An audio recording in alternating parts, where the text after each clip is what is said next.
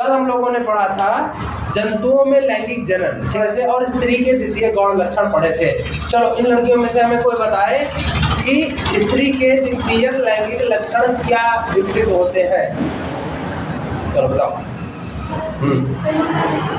स्तनों का विकास होना, very good, बहुत अच्छे। और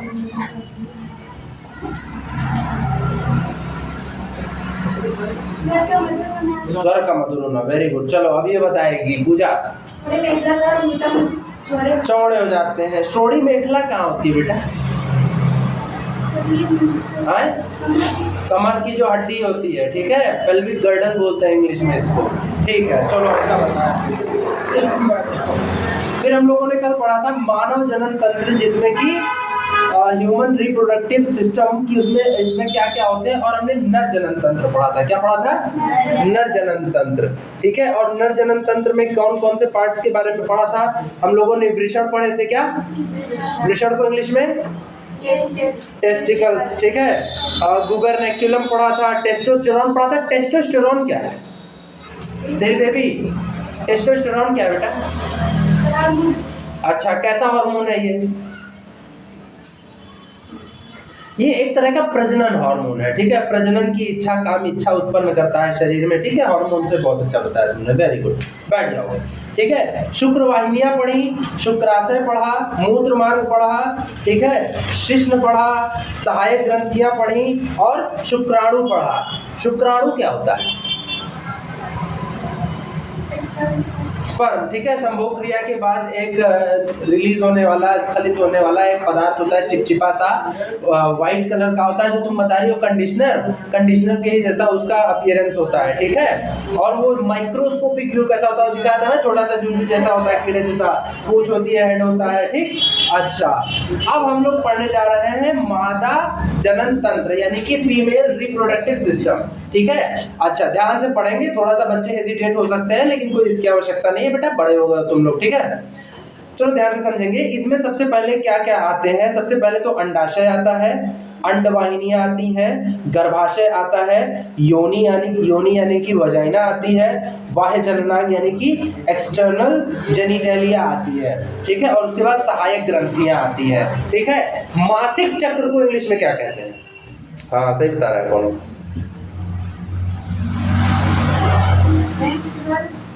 वेरी गुड, यस। यूटेरस को हिंदी में क्या बोलते हैं?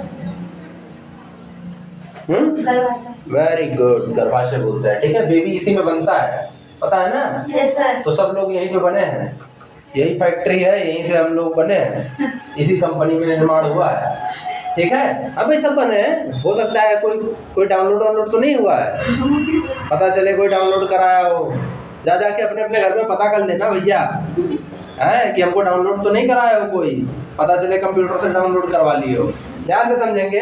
तो इसमें सबसे पहले आते हैं अंडाशय यानी कि ओवरीज, क्या?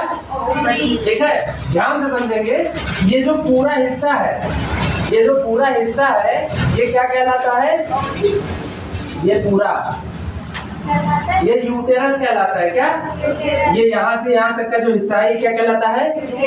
यूटेरस, हिंदी में गर्भाशय, और साधारण भाषा में इसको बच्चेदानी के नाम से जाना जाता है, ठीक है, ठीक है। अंडाशय का मतलब ये होता है, मैंने बताया था ना कि बच्चे का निर्माण कैसे होता है। एक अंडा होता है, ठीक, और एक क्या होता है? स्पर्म होता है, क्या होता है? ठीक है। और ये दोनों जब आपस में मिल करके फ्यूज होते हैं तब फर्टिलाइजेशन होता है, क्या? फर्टिलाइजेशन यानी कि निषेचन होता है, क्या होता है? निषेचन। तो ये जो ओवम होता है यानी कि अंडाणु, और जो स्पर्म होता है यानी कि शुक्राणु, ठीक। तो ये अंडाणु तो महिलाओं में पाया जाता है। अंडाणु आते कहाँ से हैं? वो आते हैं ओवरीज से, क्या? ठीक। तो यहाँ पे बनते हैं वो अंडाणु, और यहाँ से निकल करके इसमें आते हैं। ये है फॉलोपियन ट्यूब, क्या? फॉलोपियन ट्यूब, ठीक है। और ये क्या है? ये है यूटेरस, क्या है? यूटेरस। और ये हिस्सा, ये वाला हिस्सा क्या कहलाता है? सर्विक्स, ठीक। और ये जो इतना हिस्सा है ये है वजाइना, क्या वजाइना, ठीक है, यानी कि योनि। ठीक, तो ये सेम सेम जैसे ये फॉलोपियन ट्यूब है, इधर भी होता है फॉलोपियन ट्यूब, ये ओवरी और ये यूटेरस है। ठीक है, अब यूटेरस की जो ये दीवारें हैं ये कई तरह की होती हैं, एंडोमेट्रियम, मायोमेट्रियम, ठीक है, तो वो उसको हम आगे बाद में पढ़ेंगे, अभी जितना तुम्हारे कोर्स में उतना ही बताते हैं, हम अपने लेवल से पढ़ाने लग जाएंगे तब तो बहुत हो जाएगा। ठीक है, तो अब इसके बारे में पढ़ते हैं। अंडाशय, ये एक जोड़ी अंडाकार एवं उदर गुहा बोले तो किडनी के नीचे किसी दिन कट्टा वट्टा ले आएंगे और लाके दाग देंगे तुम लोग को, गोली मर मुरा जाओगे। उदर गुहा माने एब्डोमिनल कैविटी, ये जो पेट है यहाँ से लेके यहाँ तक ये अपर एब्डोमेन है। ठीक है, देहाती भाषा में भकाली भी आता है। ठीक है, और ये मिडिल एब्डोमेन है और ये लोअर एब्डोमेन है। लोअर एब्डोमेन को देहाती भाषा में क्या बोलते हैं? पेड़ा, पेड़ी, पेड़ू बोलते हैं। ठीक है भाई, बोलते हैं, लैंग्वेज है तो बोलते हैं। ठीक है, तो इसको पेड़ू बोलते हैं, यानी ये क्या है? ये लोअर एब्डोमेन है, ये मिडिल एब्डोमेन है, ये अपर एब्डोमेन है और ये पूरा मिलाकर के एब्डोमेन है। देखो हम अपना एब्डोमेन दिखा के तुम लोग को समझा रहे हैं, हमको तो शर्म नहीं आ रही, तुम लोग मरे जा रहे हो। ठीक है, तो ये एब्डोमेन है और इसको उदर गुहा कहते हैं और इसके अंदर की जगह जो होती है वो एब्डोमिनल कैविटी कहलाती है। क्या? और उसी को हिंदी में उदर गुहा बोलते हैं। ठीक है, ठीक, तो उदर गुहा में कहाँ पे? उदर गुहा में वृक्कों के यानी किडनी के नीचे श्रोणि में एक यानी पेल्विक गर्डल के पीछे गर्भाशय के पार्श्वों में स्थित होता है, मतलब यहाँ पे स्थित होता है। ठीक है, अब मेरे नहीं है, तो परिकल्पना करो कि हाँ वो जहाँ सच्ची बता रहे हैं वही होगा, मेरे नहीं है, तुम लोग के होगा। मतलब ये छोटा सा होता है, कोई इतना बड़ा सा नहीं होता है। ठीक है, लेकिन अब सोचने वाली बात ये है कि अगर इतना बड़ा सा होता है तो इसमें इतना बड़ा सा बेबी कैसे हो जाता है? जब इसमें बेबी बनता है ना, तो जैसे जैसे बेबी बड़ा होता जाता है वैसे वैसे फैलता चला जाता है। ठीक, और जब डिलीवरी हो जाती है, डिलीवरी बोले तो डिलीवरी बोले तो जब बच्चा पैदा हो जाता है तो वो धीरे धीरे वापस अपने साइज में आ जाता है। ठीक है, कौन बढ़ता जाता है? ये यूटेरस धीरे धीरे बड़ा हो जाता है। ठीक है, और जब बेबी पैदा होता है तो वापस अपने जगह पे आ जाता है। ठीक है, और जब बच्चा सीजेरियन डिलीवरी कराते हैं, कौन सी डिलीवरी? ये क्या होता है? ऑपरेशन के द्वारा, तब ये ऊपर से काट के बच्चा निकाला जाता है। क्या? हाँ, इसको काट के पहले पेट काटा जाता है, फिर उसके बाद जब पेट खुल जाता है तो फिर वो यूटेरस रहता है, यूटेरस को काटा जाता है और यूटेरस को काट के बेबी निकाल के फिर उसको वापस से सिल दिया जाता है। ठीक है, इसमें अंडाणु यानी ओवम का निर्माण होता है। इसके अतिरिक्त ये मादा हार्मोन अर्थात प्रोजेस्टेरॉन तथा एस्ट्रोजन का भी श्रावण करता है। मतलब इसमें ये जो ओवरीज है, ओवरीज में सिर्फ केवल अंडाणु नहीं बनते हैं, मादा हार्मोन्स भी बनते हैं। और मादा हार्मोन्स कौन कौन से हैं? फीमेल हार्मोन्स तो मेनली दो होते हैं, देख लो इधर, एक है प्रोजेस्टेरॉन और एस्ट्रोजन। ठीक है, और जो पीरियड आता है लड़कियों को, बच्चियों को, वो पीरियड भी इन्हीं हार्मोन के ऊपर नीचे होने की वजह से आता है। ठीक है, पीरियड का एक टाइम होता है। ठीक है, जैसे अभी आया है तो उसके फिर 24-25 दिन बाद ही तो नेक्स्ट आएगा, जिस दिन खत्म हुआ है तो ये क्या होता है? प्रोजेस्टेरॉन का लेवल बढ़ जाता है, एस्ट्रोजन का लेवल घट जाता है, तब वो मतलब ये हार्मोन ही कंट्रोल करते हैं पीरियड्स को। इसीलिए जिन बच्चियों में हार्मोन्स की प्रॉब्लम होती है उनके पीरियड्स भी आगे पीछे होते हैं, डिले होके आते हैं, ज्यादा लंबे समय तक आते हैं, ज्यादा ब्लीडिंग आती है, किसी को आता ही नहीं है, ऐसी समस्या होती है। तो कहीं ना कहीं उनके हार्मोन्स में दिक्कत है। ठीक है, अच्छा, फिर दूसरी है अंडवाहिनियां यानी कि ओविडक्ट्स। ये कीप नुमा झालरदार संरचनाएं हैं, इनका अधिकांश भाग फॉलोपियन नलिका कहलाता है, जहां ये निषेचन संपन्न होता है। इसमें अंडाशय से अंडाणुओं को प्राप्त कर निषेचन होने तक उनके भरण पोषण का कार्य भी होता है। अंडाशय से दूर की तरफ दोनों अंडवाहिनियां आपस में जुड़कर एक थैलीनुमा संरचना बनाती है, जिसे गर्भाशय कहते हैं। ठीक है, अभी हम लोग क्या कह रहे हैं? अंडवाहिनियां। अंडवाहिनियां का मतलब समझो। यहाँ पर अगर ध्यान से देखो तो ये दिख रहा है ना, ऐसे ऐसे हाँ, ये अंडवाहिनियां है। क्या? अंडवाहिनियां है। ठीक है, और यहाँ हाँ नमस्ते भैया, इसमें से जब अंडाणु निकलते हैं तो इसी के माध्यम से आते हैं। ठीक है, इसी के माध्यम से आते हैं और इसी में कुछ निषेचन इसी में होता है। मतलब जो स्पर्म होता है यहाँ पर जब सेक्सुअल रिप्रोडक्शन के माध्यम से स्पर्म यहाँ एंट्री करता है और यहाँ से यहाँ होकर के आता है, तो यहीं पर निषेचन होता है, फर्टिलाइजेशन। और जब यहाँ पर निषेचन हो जाता है तो यहाँ से ये जो फर्टिलाइज्ड डंडा है वो वहां आकर के यहाँ पे यहाँ पे यहाँ पे यहाँ पे कहीं पे प्रत्यारोपित हो जाता है, मतलब वहीं पे समझो बीज के जैसे हो जाता है। ठीक है, अब आते हैं गर्भाशय पे। ये दोनों अंडवाहिनियों के खुलने का स्थान होता है जो लगभग 7.5 सेंटीमीटर लंबा है। इसकी लंबाई लगभग 7.5 सेंटीमीटर होती है। कितनी? 7.5 सेंटीमीटर लंबा, 3 सेंटीमीटर मोटा तथा 5 सेंटीमीटर चौड़ा, थैलीनुमा, खोखला एवं उल्टी नाशपति के आकार के, नाशपति होती है उल्टी नाशपति के आकार का होता है।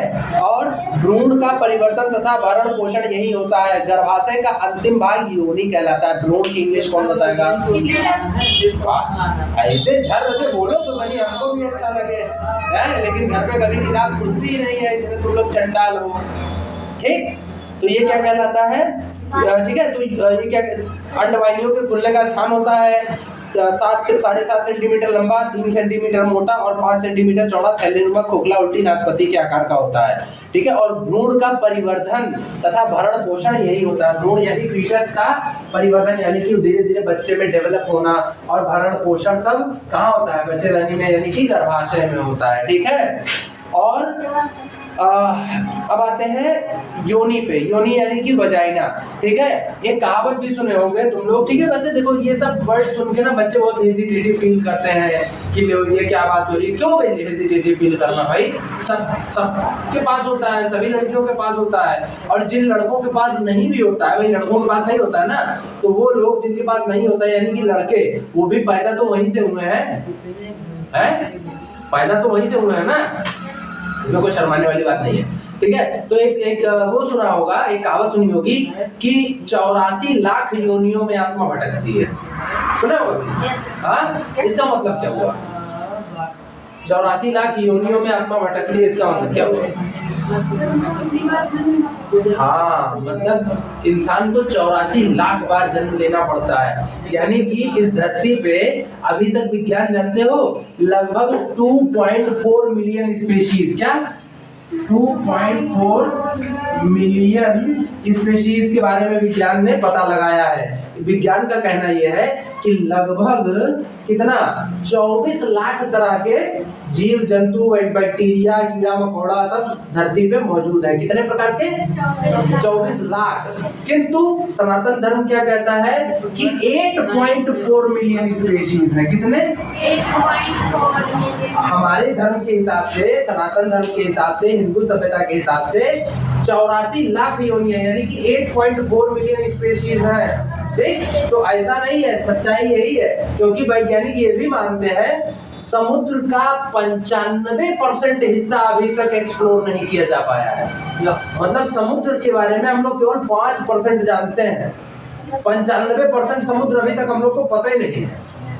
समझ रहे हो? yes, sir. हाँ, और समुद्र का सबसे गहरा स्पॉट कौन सा है? Challengers deep. ठीक है, चैलेंजर्स डीप एक नाम की एक जगह है जो कि पैसिफिक ओशियन में, प्रशांत महासागर में पाई जाती है, और उसकी गहराई लगभग 10,000 मीटर के आसपास है। 10,935 मीटर, क्या 935 मीटर गहरा है। सोचो, जो माउंट एवरेस्ट है, इस धरती का सबसे ऊंचा पॉइंट कौन सा है? माउंट एवरेस्ट ऊंचाई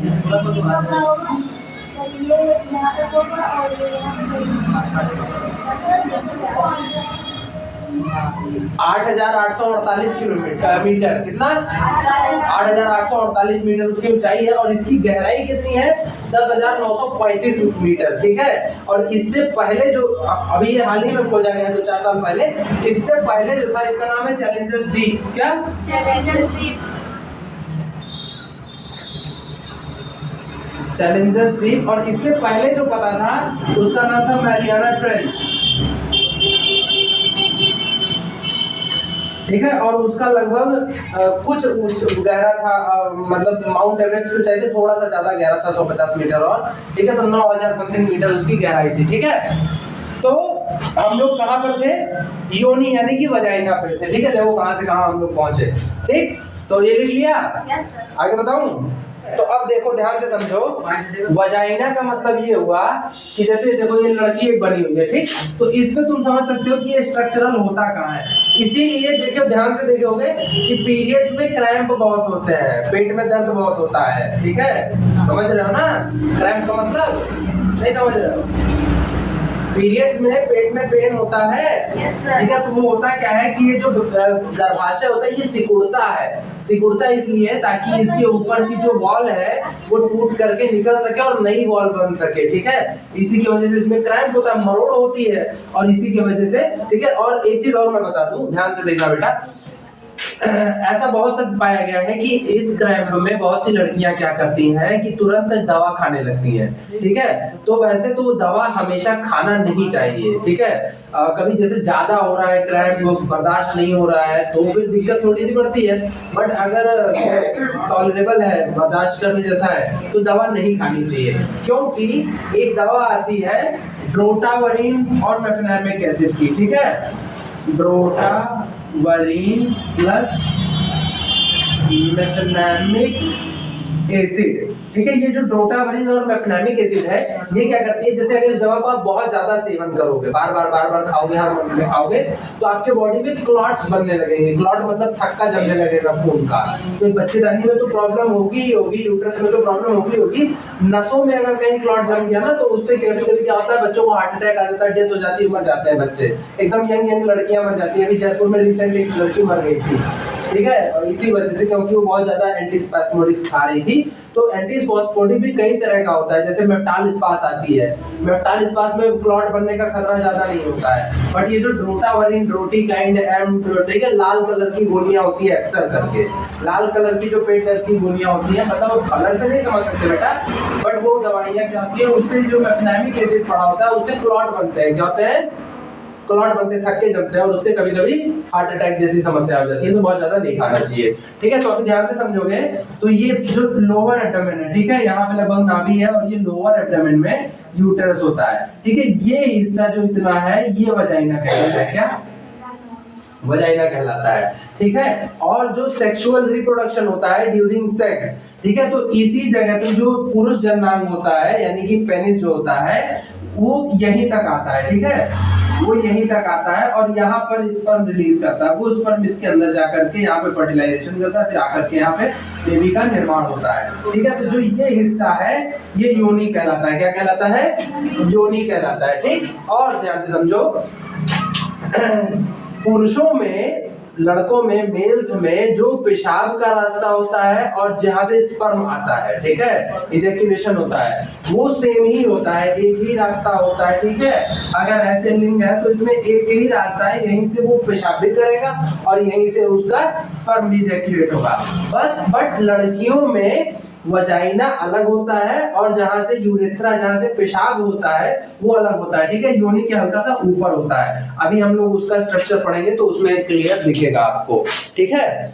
तो वजाइना ये लगभग 7 से 10 सेंटीमीटर लंबी नलिका के समान मूत्राशय तथा मलाशय के मध्य में स्थित होती है। मलाशय का मतलब ये हो गया एनल ओपनिंग, मतलब जहां से लैट्रिन करते हैं, ठीक है। यह पुरुष के लिंग के प्रवेश द्वार, प्रसव के पश्चात शिशु के बाहर आने का मार्ग तथा रजोधर्म यानी कि श्रावण का मार्ग होती है। रजोधर्म, ठीक है, किसको, मासिक चक्र को रजोधर्म भी कहते हैं, जो ब्लीडिंग आती है जब पीरियड्स आते हैं तो उसको रजोधर्म भी कहते हैं, ठीक है। तो ये क्या है, ये आपने पढ़ा किसके बारे में, मादा जनन तंत्र के बारे में, ठीक है। और देखो इसमें मायोमेट्रियम और ये भी दे रखा है, क्या, मायोमेट्रियम, अंतःस्त्र और रोपण, ठीक है। अपने बुक में देखोगे तो छोटे छोटे गोले टाइप का आके धंसा हुआ देख रहे हो साइड में, ठीक है, तो वो क्या है, वो फर्टिलाइज्ड अंडा है, ठीक है। अब इसके आगे हम लोग पढ़ते हैं बाह्य जननांग यानी एक्सटर्नल जेनिटालिया। ये योनि से संबंधित सहायक जननांग है तथा इसमें सम्मिलित रूप से भग यानी कि वल्वा कहते हैं, भग का ऊपरी फूला हुआ भाग जधन उत्थान यानी मोनस प्यूबिस कहलाता है, जिस पर यौनारंभ से ही रोम यानी कि हेयर्स आने लगते हैं, यौनारंभ से रोम यानी कि हेयर आने लगते हैं। यहाँ पे देखो इन जगहों पे, ठीक है, बाल उगने लगते हैं और इन बालों को इंग्लिश में क्या बोलते हैं, मैंने कल बताया था, प्यूबिक हेयर, ठीक है। और जो बगल में यहाँ आर्मपिट्स में, कंधों के नीचे जो बाल उगते हैं उनको एक्सिलरी हेयर बोलते हैं, क्या, एक्सिलरी, ठीक है, तो बाल आने लगते हैं और भग में 2 जोड़ी ओष्ठ यानी कि लैबिया होते हैं और इनके बीच एक छोटा सा तर्कु रूप क्षेत्र प्रकोष्ठ यानी कि वेस्टिब्यूल होता है। इसके अधिकांश भाग में योनि छिद्र यानी कि वजाइनल ऑरिफिस स्थित होता है। प्रकोष्ठ के साथ ही यहाँ एक छोटी सी पेशीय संरचना उभरी रहती है जो कि भग ओष्ठों के ऊपरी सिरों को जोड़ के अंदर स्थित होती है। इसे भग शेफ यानी कि क्लिटोरिस कहते हैं। भग शेफ को नर के शिश्न का समृद्ध अंग मानते हैं। ठीक है, अब हम लोग देखने जा रहे हैं बेटा, थोड़ा सा जो है इमेज आप लोगों को हेजिटेट फील करा सकता है बट पढ़ना जरूरी है। ठीक है, ठीक है, ध्यान से समझेंगे। ठीक है, 2 मिनट के लिए बहुत ध्यान से कंसंट्रेट करके समझ लो क्योंकि बहुत ज्यादा मैं टाइम इस टॉपिक में नहीं लगाने वाला हूँ। ठीक है, ये जो ऊपरी स्ट्रक्चर है, ठीक है, ये वजाइनल एरिया कहलाता है। ठीक, अब इसमें ध्यान से समझो, ये जो 2 ऊपर आपको दिख रहे हैं साइड में, ये लीबिया है। क्या? लीबिया। ठीक है, ये 2 तरह के होते हैं। ये ऊपर वाले लीबिया मिजोरा कहलाते हैं। क्या? लीबिया मिजोरा। और इसके अंदर एक और देखोगे ऐसे टाइप की संरचना, ये लीबिया माइनोरा कहलाती है। क्या? ठीक है, और यहाँ ध्यान से समझो, ये जो एरिया होता है, ठीक है, ये जो एरिया आप लोगों को दिख रहा है, ये वजाइना है। क्या? और ये जो एरिया है यहाँ पर छोटे से बिंदी के जैसा दिख रहा होगा, सॉरी, यहाँ पर एक छोटा सा होता है, ये यूरेथ्रा होता है। क्या होता है? यूरेथ्रा। ठीक है, यूरेथ्रा मतलब टॉयलेट यहाँ से करता है। ठीक है, कोई भी लड़की। और ये वजाइना है। पीरियड्स आना या फिर जो मेल जेनिटल ऑर्गन है यानी कि पेनिस है, पेनिस को पेनिट्रेट करने के लिए ये स्थान होता है। और बच्चों को जो नॉर्मल डिलीवरी से जन्म देते हैं, सिजेरियन डिलीवरी तो अलग होती है, नॉर्मल डिलीवरी से यहीं से बच्चे पैदा होते हैं। ठीक है, और यहाँ पर एक छोटे से बिंदी के जैसा चने के दाल के बराबर होता है and that is called as clitoris. क्या कहलाता है? क्लिटोरिस। ठीक है, तो ये क्लिटोरिस है, ये यूरेथ्रा है, ये वजाइना है, ये वाले जो हिस्से दिख रहे हैं ये लिबिया माइनोरा है, और ये जो ऊपरी हिस्सा दिख रहा है ये लिबिया मिजोरा है। ये वाला जो हिस्सा है ये क्या कहलाता है इंग्लिश में? ठीक है, ये एरिया जो है ये मॉन्स प्यूबिस कहलाता है। और यहाँ पर जो बाल उगते हैं उनको प्यूबिक हेयर कहते हैं। क्या? प्यूबिक हेयर कहते हैं। और यही अंदर की तरफ, ठीक है, लगभग इसी के सिधाई में अंदर, फिर यहाँ अंदर क्या होता है? यूटेरस यानी कि बच्चेदानी होती है। और ये क्या है? ये एनल ओपनिंग है। ठीक है, एनल ओपनिंग का मतलब होता है, ठीक है, जहाँ से लैट्रिन करते हैं, और इसको एनस बोलते हैं। ANUS, एनस बोलते हैं। ठीक है, तो ये स्ट्रक्चर था फीमेल रिप्रोडक्टिव ऑर्गन का। ठीक है, फीमेल रिप्रोडक्टिव ऑर्गन का मतलब हो गया मादा जनन तंत्र। इसके अलावा ये कह रहे हैं सहायक ग्रंथियां यानी कि एक्सेसरी ग्लैंड्स, इसमें बर्थोलिन एवं पेरिनियल ग्रंथियां आती हैं। ठीक है, बर्थोलिन और पेरिनियल ग्लैंड्स जो होती हैं वो इसी के अंदर होती हैं। ठीक है, जो अभी मैंने दिखाया था आप लोगों को, ठीक है, इसी के अंदर, इसके ये जो साइड में है ना, इसी के अंदर जो है बर्थोलियन जो है एक तरह की ग्रंथि होती है और वो क्या काम करती है? ल्यूब्रिकेशन का काम करती है। ल्यूब्रिकेशन का मतलब समझो, जैसे मुंह में सलाइवा आता है, लार आता है, वैसे वजाइना से भी एक पानी के तरह का स्ट्रक्चर रिलीज होता रहता है ताकि संभोग के दौरान जो है किसी तरह का घर्षण ना हो, रगड़ ना लगे। ठीक है, बराबर चिकनाई वहां पे मौजूद हो तो उसे बर्थोलिन बोलते हैं। कभी कभी वहां पे सूजन आ जाती है, गांठ बन जाती है, तो उसको बर्थोलियन सिस्ट बोलते हैं। ठीक है, तो उसका कभी कभी ऑपरेशन करा करके निकलवाना पड़ता है। ठीक है, तो बर्थोलियन ग्लैंड होती है, पेरिनियल ग्लैंड होती है। योनि के आसपास उपस्थित एक जोड़ी ग्रंथियां हैं, इससे निकला स्राव मैथुन के स्नेहक का कार्य करता है, मतलब उससे एक स्मेल आती है। ठीक है, एक तरह की गंध आती है।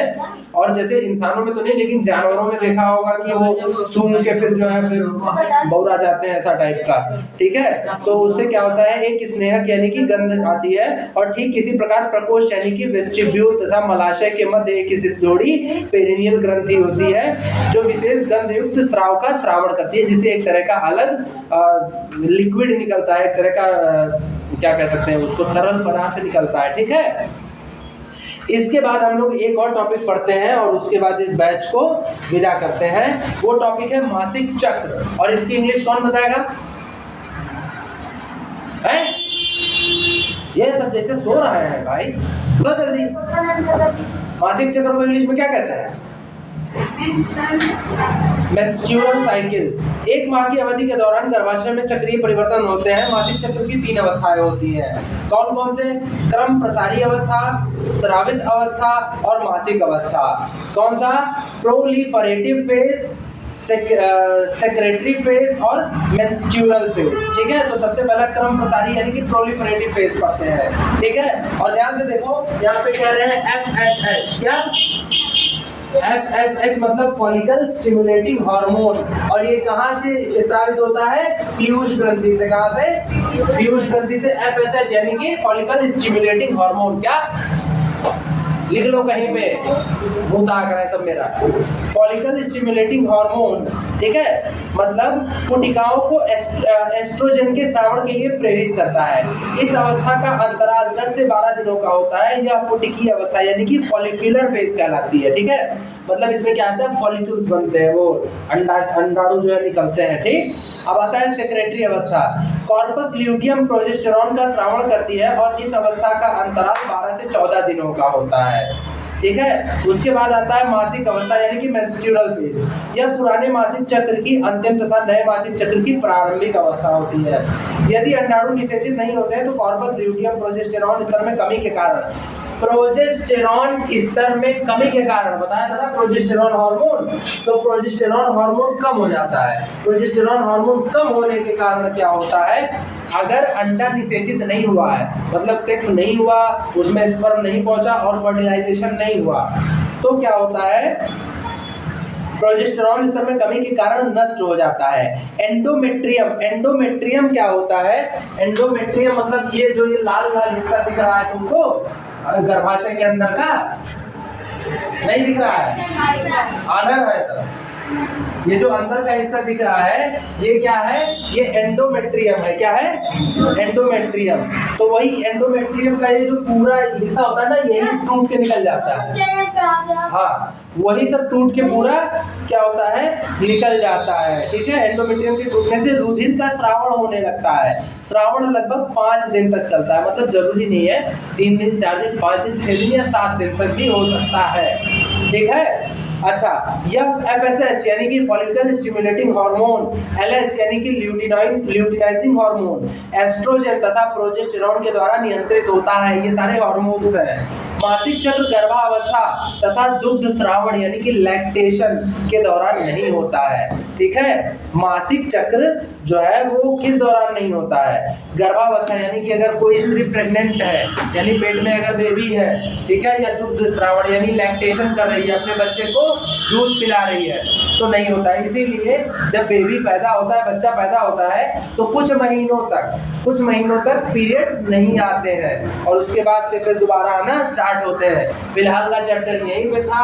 ये वीडियो भी पार्ट 2 करके नेट पे जाएगा। जिन बच्चों को रिवीजन करना हो वो पीछे वाले बच्चे चैनल खोल करके देख लेंगे। ठीक है बेटा।